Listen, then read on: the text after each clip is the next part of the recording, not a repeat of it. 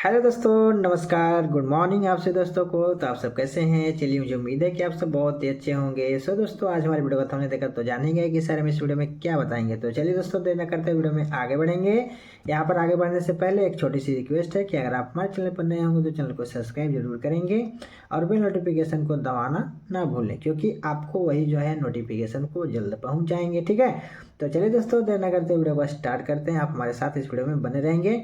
लेकिन हाँ, मैं एक चीज़ और आपको बताना भूल गया। तो चलिए दोस्तों, आपको बता देता हूँ कि मैं आपको इस वीडियो में बताने वाला हूँ जो क्लास 9 का है केमिस्ट्री का आपका लघुत्तरीय प्रश्न का क्वेश्चन आंसर आज आपको इस वीडियो में मिलने वाले हैं। ठीक है, इसमें हमारा चैप्टर 1 का है हमारे परिवेश का पदार्थ। इसमें दोस्तों हम लोग अति लघुत्तरीय प्रश्न का जो क्वेश्चन आंसर हम लोग पिछले वीडियो में देख लिए हैं। अगर जो भाई लोग नहीं देखे हैं जाकर के देख लेंगे, आपको प्लेलिस्ट में वो वीडियो मिल जाएंगे। ठीक है, और आज आप हमारे साथ इस वीडियो में लास्ट तक के बन रहेंगे और लघुत्तरीय प्रश्न का जो क्वेश्चन आंसर नोट करेंगे। ठीक है, तो चलिए यहाँ पर वीडियो करते हैं स्टार्ट। हाँ तो दोस्तों, यहाँ पर आपका पहला नंबर क्वेश्चन है लघुत्तरीय प्रश्न का कि उदाहरण के साथ पदार्थ की परिभाषा लिखें। ठीक है, यानी उदाहरण के साथ आपको क्या करना है, पदार्थ की परिभाषा लिखना है। तो चलिए यहाँ पर सबसे पहले जानते हैं पदार्थ की परिभाषा। कोई भी वस्तु जो कुछ स्थान घेरे, है ना, जिसमें द्रव्यमान एवं आयतन हो और जो अवरोध उत्पन्न करे, पदार्थ कहलाती है ना। आपको ये भी थ्योरी में बताया गया होगा।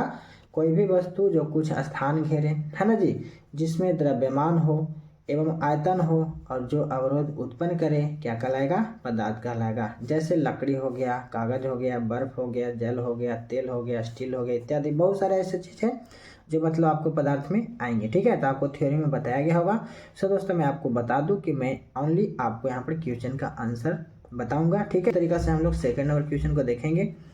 सेकेंड नंबर क्वेश्चन बोल रहा है कि उदाहरण के साथ द्रव की परिभाषा लिखें। अभी हम लोग क्या दिए, उदाहरण के साथ पदार्थ की परिभाषा।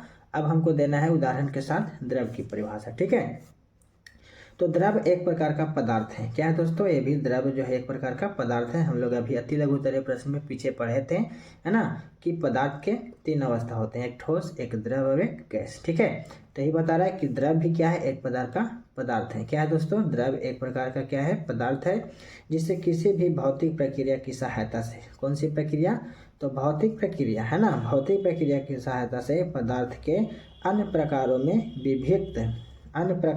विभक्त नहीं किया जा सकता है। ठीक है, क्या बोल रहा है कि भौतिक प्रक्रिया की सहायता से पदार्थ के अन्य प्रकारों में विभक्त नहीं किया जा सकता है। उदाहरण के लिए चीनी एक क्या है दोस्तों, द्रव है। क्या है, एक द्रव है। ठीक है, तो इसका इस तरीके से उदाहरण दे देंगे। बाकी दोस्तों थर्ड नंबर क्वेश्चन देखेंगे। ठोस एवं द्रव में कोई 3 अंतर बताएं। ठीक है, यानी ठोस द्रव में आपको 3 को अंतर बताना है। तो चलिए इस तरीके से इसका अंतर को लिखेंगे। ठीक है, हाँ तो दोस्तों, आपका पहला अंतर है यहाँ पर ठोस में, ठोस पदार्थ के आकृति निश्चित होते हैं। क्या होता है दोस्तों, ठोस पदार्थ की आकृति जो होता है, आकार उसका कैसा होता है, निश्चित होता है। ठीक है, अब द्रव्य पदार्थ की आकृति जो है अनिश्चित होती है। कैसा होता है, अनिश्चित। दूसरा में लिखेंगे ठोस पदार्थ में बहाव की प्रवृत्ति नहीं होती है। हम लोग पीछे पढ़े हैं अति लघुत्तरीय प्रश्न में, है ना, ठोस पदार्थ में बहाव की प्रवृत्ति नहीं होती है। दूसरा लिखेंगे द्रव में, द्रव पदार्थ में बहाव की प्रवृत्ति होती है ना। जैसे बताए थे पीछे हम लोग अति लघुत्तरीय प्रश्न में कि अगर फर्श पर जल को गिराया जाता है तो फैल जाता है ना, तो द्रव है इसलिए तो फैलता है। तो वही बोल रहा है कि द्रव पदार्थ में बहाव की प्रवृत्ति होती है। ठीक है, उसके बाद दोस्तों थर्ड नंबर में लिखेंगे ठोस पदार्थ के द्रव्यनांक एवं क्वथनांक जो है प्रायः उच्च होते हैं। ठीक है, ठोस पदार्थ के द्रव्यनांक क्या होते हैं, क्वथनांक उच्च होते हैं। लेकिन दोस्तों द्रव की बात किया जाए तो द्रव के द्रव्यनांक और क्वथनांक प्रायः क्या होते हैं, कम होते हैं। ठीक है, तो इस तरीके से आपको 3 को क्या करना था, अंतर को बताना था। तो इस तरीके से आप लिख लेंगे। उसके बाद दोस्तों आपका 4 नंबर क्वेश्चन जो है, ऊर्ध्वपातन क्या है, किन्हीं 3 द्रव्यों के नाम लिखें जो गर्म किए जाने पर ऊर्ध्वपातित हो जाते हैं। ठीक है, यानी हम आपको ऊर्ध्वपातन के बारे में भी बताए थे। ठीक है, जो सीधा क्या होता है, वाष्प रूप में परिवर्तन हो जाता है। ठीक है, तो ऊर्ध्वपातन क्या है, इसके बारे में बताना है और किन्हीं 3 द्रव के नाम लिखना है जो गर्म किए जाने पर ऊर्ध्वपातित हो जाता है। ठीक है, चलिए जानते हैं। ऊर्ध्वपातन वैसी प्रक्रिया है जिसमें कोई ठोस पदार्थ, ठीक है, ऊर्ध्वपातन वैसी प्रक्रिया है जिसमें कोई ठोस पदार्थ गर्म किए जाने पर बिना द्रव रूप में परिणत हुए सीधे कहाँ, वाष्प अवस्था में बदल जाता है ना। कहाँ बदल जाता है तो दोस्तों, तो गर्म किए जाने पर बिना द्रव रूप में परिणत हुए सीधे वाष्प की अवस्था में बदल जाता है और उस अवस्था को ठंडा करने पर वह बिना द्रव रूप में परिणत हुए सीधे ठोस की मूल अवस्था में परिवर्तित हो जाता है ना। जैसे अमोनिया क्लोराइड के बारे में बताए थे, है ना। आयोडीन हो गया, जो नमक होता है, कपूर हो गया, अगर आप कपूर को लहराएंगे तो द्रवित नहीं होगा, वो जलेगा और सीधा वाष्प के रूप में क्या हो जाएगा, परिवर्तन हो जाएगा। आपको थ्योरी में बताया गया होगा, ठीक है। इसी तरीके से दोस्तों आपको बता देना है। उसके बाद अब हम लोग चलेंगे 5 नंबर क्वेश्चन में। तो 5 नंबर क्वेश्चन है दोस्तों आपका, द्रव के हिमांक से आप क्या समझते हैं, ठीक है। यानी द्रव के हिमांक से आप क्या समझते हैं, चलिए जानते हैं।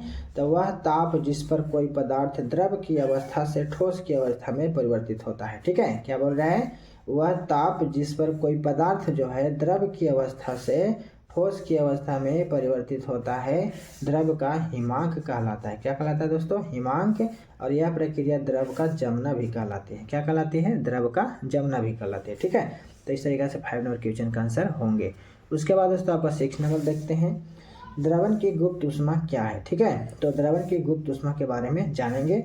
द्रव्यनांक पर किसी पदार्थ के ठोस अवस्था से द्रव अवस्था में परिवर्तित होने पर जितनी ऊष्मा अवशोषित होती है, ठीक है। क्या बोल रहा है कि द्रव्यनांक पर किसी पदार्थ के ठोस अवस्था से द्रव अवस्था में परिवर्तित होने पर, ठीक है, जितनी ऊष्मा अवशोषित होती है उसे द्रवण की गुप्त ऊष्मा कहते हैं, ठीक है। क्या बोलेंगे उसको, द्रवण की गुप्त ऊष्मा।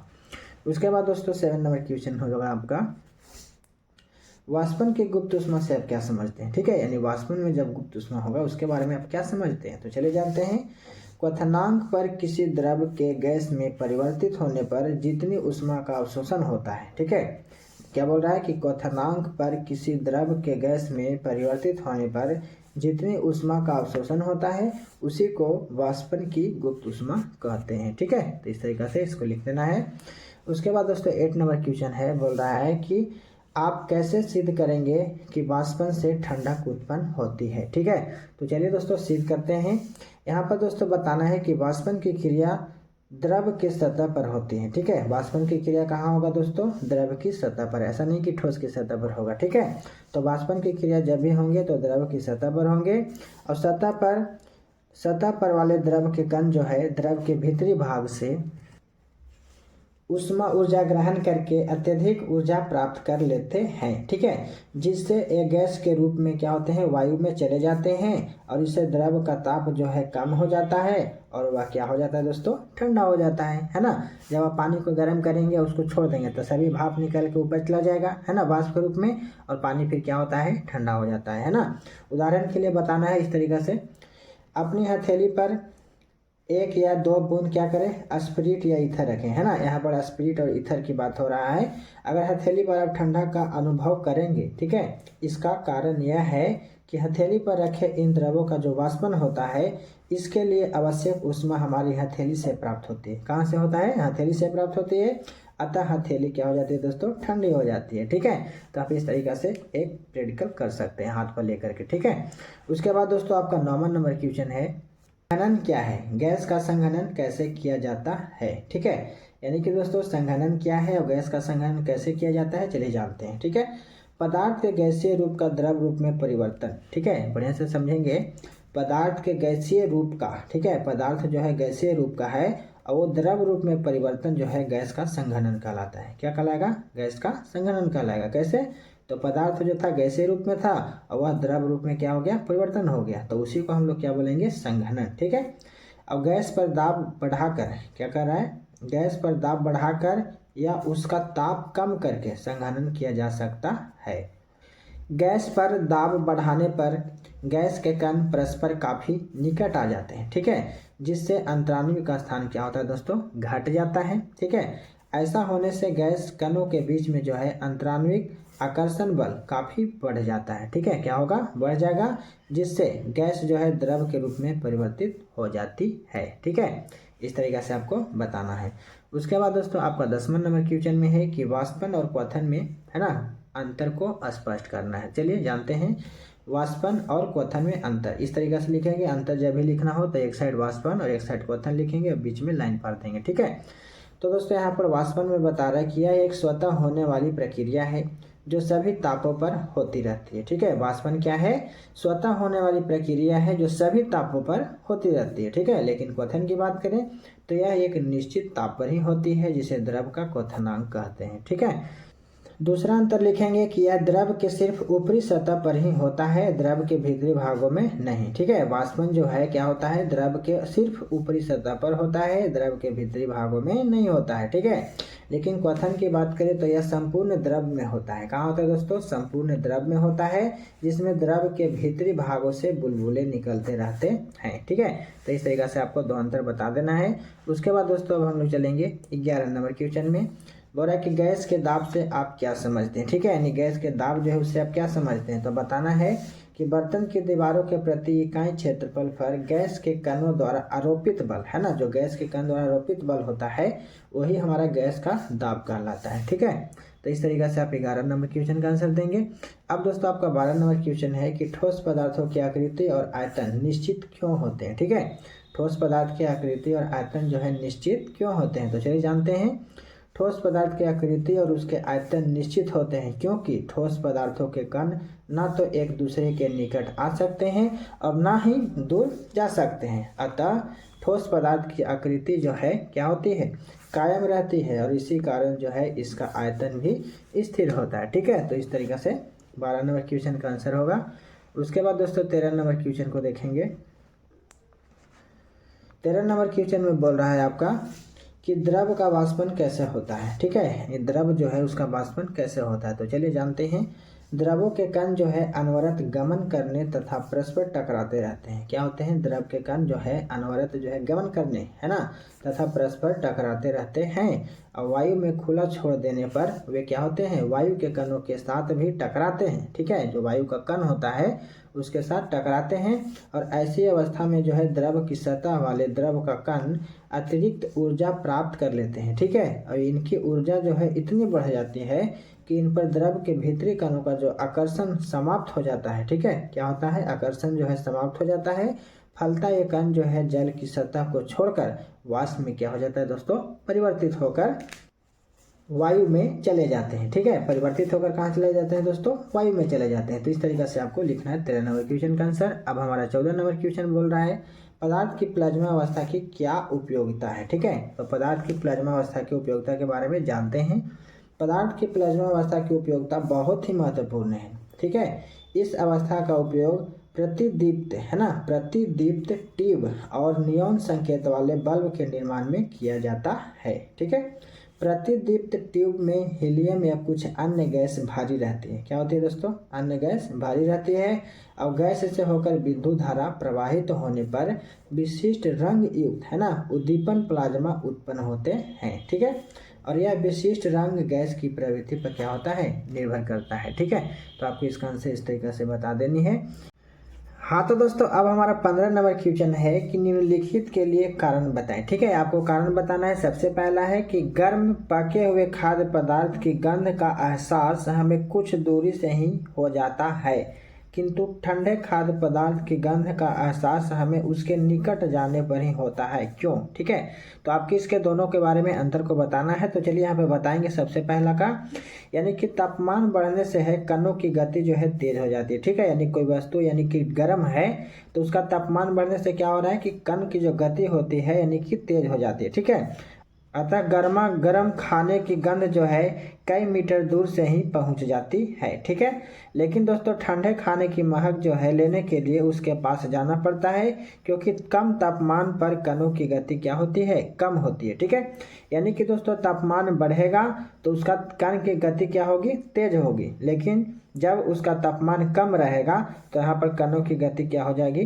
कम हो जाएगी। इसीलिए दोस्तों यहाँ पर बताया जा रहा था कि गर्म पके हुए खाद्य पदार्थ जो है गंध का एहसास हमें कुछ दूरी से ही हो जाता है, किंतु ठंडे पदार्थ का गंध जो है एहसास हमें उसके निकट जाने से होता है। ठीक है, तो इस तरीके से आपको क्या करना था? 15 नंबर क्वेश्चन को बताना था, तो आप इस तरीके से लिखेंगे। अब दोस्तों आपको यहाँ पर दूसरा अंतर बताना है। यहाँ पर आपका दूसरा नंबर क्वेश्चन है कि बिना कोई अफसोस छोड़े ही कपूर गायब हो जाता है, क्यों? ठीक है, तो आपको बताना है कि कपूर का जो है ऊर्ध्वपातन होता है। क्या होता है दोस्तों? कपूर का ऊर्ध्वपातन होता है, मैंने अभी पीछे बताया है, जिसमें वह सीधे ही क्या करता है, गैस अवस्था में परिवर्तित हो जाता है। ठीक है, यानी कि कपूर को जब जलाते हैं तो द्रव अवस्था में नहीं होता है, सीधा जल के कैची में हो जाता है, तो वो सीधा ऊर्ध्वपातित हो जाता है। ठीक है, वो सीधा गैस की अवस्था में परिवर्तित हो जाता है। ठीक, तीसरा है दोस्तों कि बर्तन की दीवार पर गैस दाब आरोपित करता है, क्यों? ठीक है, यानी बर्तन की दीवार पर बोल रहा है कि गैस दाब आरोपित करता है, क्यों करता है?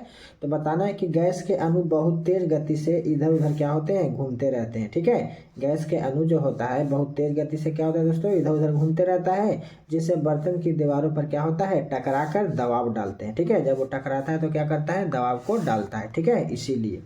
उसके बाद दोस्तों आपका चौथा है इसमें कि क्वथनांक पर द्रव का ताप स्थिर रहता है, क्यों? है ना, बोला क्वथनांक पर जो है द्रव का ताप स्थिर क्यों रहता है, तो चलिए जानते हैं।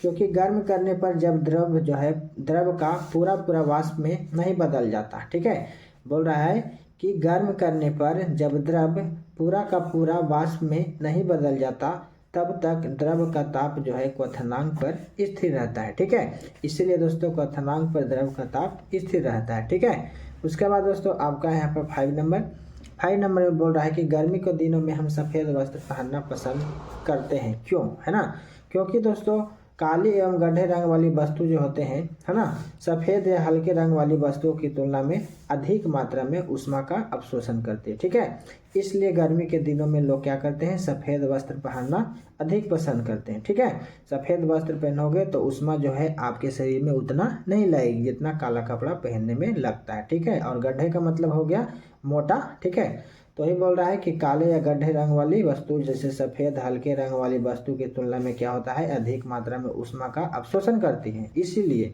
गर्मी के दिनों में लोग सफ़ेद वस्त्र पहनना अधिक पसंद करते हैं। ठीक है, सो दोस्तों आपके यहाँ पर जो है क्वेश्चन से खत्म होता है लघु उत्तरीय प्रश्न का।